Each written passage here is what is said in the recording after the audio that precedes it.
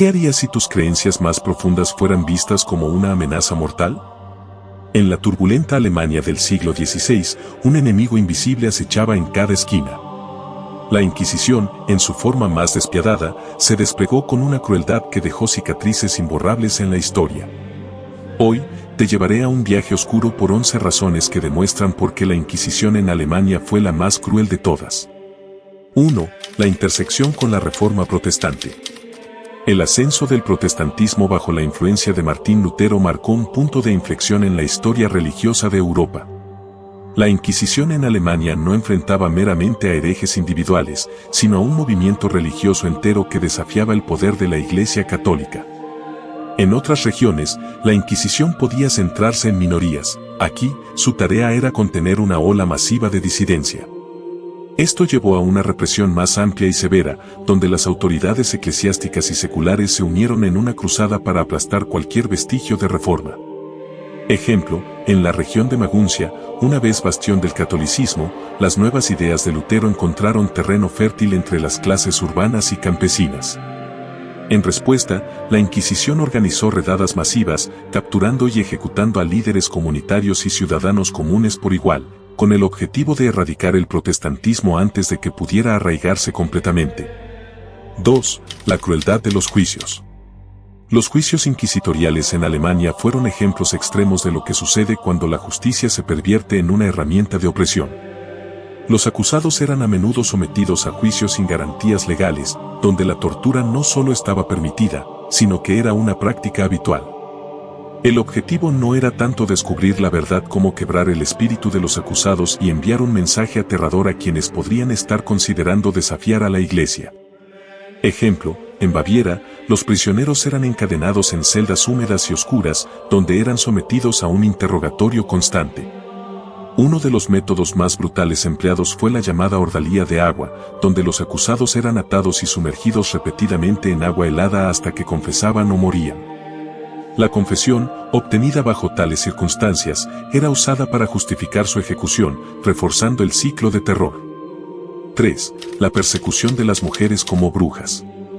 En Alemania, la Inquisición se mezcló de manera letal con la paranoia de la caza de brujas.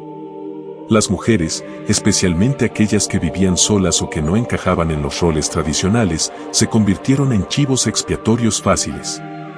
La caza de brujas se justificaba bajo la excusa de la pureza religiosa, pero en realidad, era una herramienta para mantener el control social y eliminar a los elementos considerados peligrosos o indeseables. Ejemplo, en Wurzburgo, la acusación de brujería se convirtió en un arma contra cualquier mujer que mostrara independencia o que no estuviera bajo el control masculino. Las acusadas eran despojadas de sus derechos, sometidas a humillaciones públicas y, finalmente, quemadas en la hoguera. Este proceso no solo eliminaba a la supuesta bruja, sino que servía como un brutal recordatorio para otras mujeres de cuál sería su destino si desafiaban las normas establecidas. 4. La propaganda del miedo.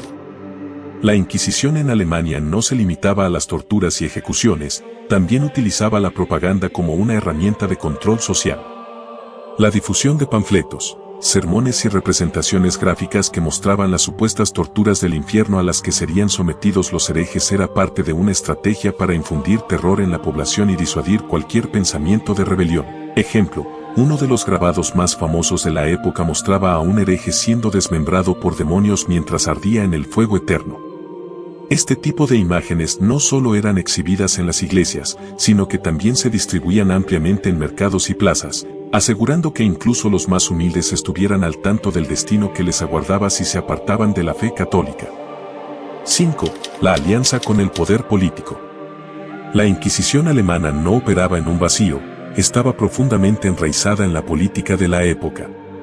Los príncipes católicos vieron en la Inquisición una herramienta útil para aplastar la reforma y consolidar su poder. Esta alianza entre el poder religioso y el secular creó una máquina de represión que no dejaba lugar para la compasión o el debate. La herejía no era solo un pecado, era una traición al Estado, y se castigaba como tal. Ejemplo, en el Sacro Imperio Romano Germánico, Fernando I, hermano del emperador Carlos V, utilizó la Inquisición para erradicar cualquier movimiento protestante en sus territorios. Bajo su mandato, Los juicios inquisitoriales se convirtieron en una extensión de la política imperial, con prisioneros políticos y religiosos compartiendo las mismas mazmorras y destinos fatales. 6. La destrucción de comunidades enteras. La Inquisición en Alemania no se contentaba con perseguir a individuos, su alcance se extendía a pueblos y ciudades enteras. Si una comunidad se inclinaba hacia el protestantismo, se enfrentaba a la aniquilación total. La represión era implacable y se diseñaba para ser un ejemplo para otras comunidades que pudieran estar tentadas a seguir el mismo camino.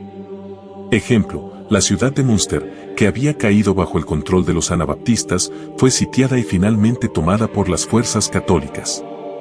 Los líderes fueron torturados y ejecutados de manera pública, y los ciudadanos que sobrevivieron fueron dispersados o forzados a regresar al catolicismo bajo amenaza de muerte. La ciudad fue saqueada, y sus murallas, derribadas, para que nunca más pudiera ser un bastión de herejía. 7. La confiscación de bienes. Más allá de la persecución física, la Inquisición en Alemania fue especialmente efectiva en la destrucción económica de aquellos que eran acusados de herejía. Las propiedades de los herejes eran sistemáticamente confiscadas, despojando a las familias de su sustento y dejándolas en la miseria. Esta práctica no solo empobrecía a los acusados, sino que también enriquecía a los inquisidores y a la Iglesia, creando un incentivo perverso para continuar con las persecuciones. Ejemplo, en la ciudad de Bamberg, las propiedades de los acusados de brujería fueron confiscadas en masa, dejando a cientos de familias sin hogar ni recursos. Los bienes confiscados se repartían entre la iglesia y los nobles locales, mientras que los acusados, si sobrevivían a la tortura, eran expulsados o ejecutados, cerrando cualquier posibilidad de recuperación. 8. La manipulación de testimonios. Uno de los aspectos más insidiosos de la Inquisición alemana fue su capacidad para manipular testimonios y pruebas. Bajo tortura, las confesiones se obtenían fácilmente, y estas confesiones a menudo incluían nombres de otros supuestos herejes. Esto creó una espiral de acusaciones que destruían no solo a los individuos, sino a familias enteras y comunidades. Ejemplo, en Francounie, un campesino acusado de herejía fue torturado hasta que confesó que toda su familia y varios de sus vecinos eran también herejes. Esta confesión, obtenida bajo dolor extremo, resultó en la ejecución de decenas de personas, muchas de las cuales eran completamente inocentes. La Inquisición utilizaba estas confesiones forzadas para justificar sus acciones y continuar la persecución, sin importar cuán delgadas fueran las pruebas. 9. La intensidad de las torturas. Si bien la tortura era una práctica común en toda Europa, en Alemania alcanzó niveles de crueldad sin precedentes. Los inquisidores alemanes empleaban una variedad de métodos de tortura diseñados no solo para causar dolor físico, sino también para quebrar psicológicamente a los acusados. La intención era clara, no se trataba solo de obtener una confesión, sino de destruir completamente la voluntad de la víctima. Ejemplo, en los calabozos de Nuremberg, la cuna de Judas era una de las torturas más temidas. Los prisioneros eran colocados en una estructura piramidal que penetraba lentamente en sus cuerpos, mientras eran colgados de sus brazos, lo que provocaba un dolor inimaginable. Este método se usaba para quebrar a los prisioneros más resistentes, asegurando que confesaran cualquier cosa que se les pidiera, simplemente para poner fin a su sufrimiento. 10. La persecución de reformadores humanistas. La Inquisición en Alemania no solo se centró en los protestantes radicales, también fue particularmente cruel con los reformadores humanistas que abogaban por un cambio dentro de la Iglesia Católica. Estos pensadores, que buscaban una reforma moderada basada en el humanismo renacentista, fueron considerados igualmente peligrosos por su influencia intelectual y su capacidad para atraer a las élites educadas. La represión contra ellos fue despiadada, porque no solo amenazaban con dividir la Iglesia, sino que también cuestionaban la autoridad absoluta de los inquisidores. Ejemplo, Johannes Reuchlin, un destacado humanista alemán, se enfrentó a la Inquisición por su defensa de la tolerancia hacia los judíos y su crítica a la quema de libros hebreos.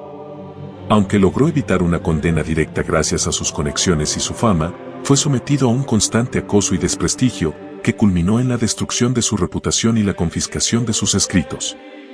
La persecución de Reuchlin fue un claro ejemplo de cómo la Inquisición utilizaba su poder para silenciar a cualquiera que desafiara sus dogmas, incluso si ese desafío venía desde dentro de la propia Iglesia.